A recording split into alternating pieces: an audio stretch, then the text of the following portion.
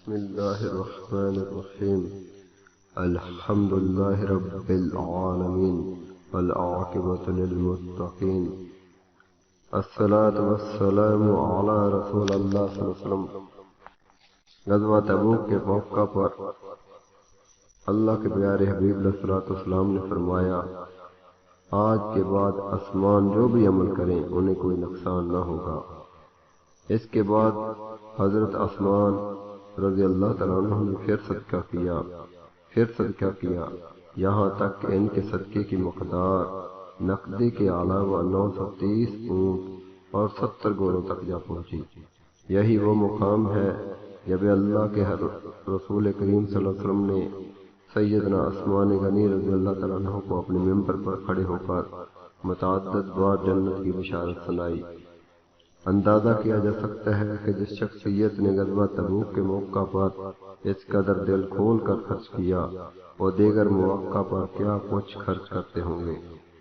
سیدنا عثمان رضی اللہ تعالیٰ عنہ اللہ کی رضا کے لیے ہر جمعہ کو ایک غلام آزاد کرتے تھے۔ ایک مرتبہ سیدنا طلحہ رضی اللہ تعالیٰ عنہ ان کو مسجد کے باہر ملے، کہنے لگے، مجھے جو 50,000 درہم آپ کو ادا کرنے ہیں وہ میرے پاس موجود ہیں، کسی کو بھیج دیں جو آ کر مجھ سے لے لے۔ سیدنا عثمان غنی رضی اللہ عنہ کہنے لگے، میں نے آپ میں مربت کی خوبی کی وجہ سے یہ آپ کو بخش دیجیے۔ جب اللہ کے رسول کریم صلی اللہ علیہ وسلم بدر کے لیے روانہ ہونے لگے تو اس وقت سیدہ رقیہ رضی اللہ تعالیٰ عنہ شدید بیمار تھیں۔ حضرت عثمان غنی رضی اللہ تعالیٰ عنہ کو اللہ کے رسول کریم صلی اللہ علیہ وسلم نے فرمایا، تم اپنی اہلیہ کی تیمارداری کے لیے مدینے ہی میں رک جاؤ، تمہیں جنگ میں شریک لوگوں کے برابر اجر اور مال غنیمت کا حصہ ملے گا۔ یہی وجہ ہے کہ آپ کا نام بدری صحابہ میں شامل ہے۔ اللہ کے رسول کریم صلی اللہ علیہ وسلم نے جب بدر کا مال غنیمت تقسیم کیا تو اس میں سیدنا عثمان غنی رضی اللہ تعالیٰ عنہ کو بھی حصہ عطا فرمایا۔ سیدنا اسامہ بن زید رضی اللہ عنہ کا بیان ہے کہ ہمیں بدر کی فتح کی خوشخبری اس وقت ملی جب ہم رسول کریم صلی اللہ علیہ وسلم کی صاحبزادی سیدہ رقیہ رضی اللہ تعالیٰ عنہ کو دفنا کر قبر پر مٹی ڈال چکے تھے۔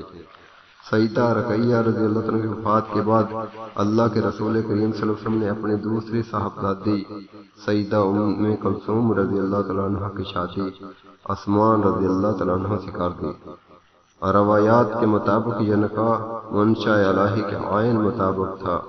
شعبان 9 ہجری میں سیدہ ام کلثوم رضی اللہ تعالیٰ عنہ کی وفات پر آپ صلی اللہ علیہ وسلم نے فرمایا، اگر میری تیسری بیٹی ہوتی تو میں اسے بھی عثمان رضی اللہ تعالیٰ عنہ سے بیاہ دیتا۔ کسی بھی نبی کی 2 بیٹیاں یکے بعد دیگرے ایک آدمی کے نکاح میں نہیں آئیں، صرف سیدنا عثمان رضی اللہ تعالیٰ عنہ کے نکاح میں آئی ہیں، اور یہ سعادت ان سے پہلے کسی کو حاصل نہیں ہوئی، اس لیے آپ کو ذو النورین کہا جاتا ہے۔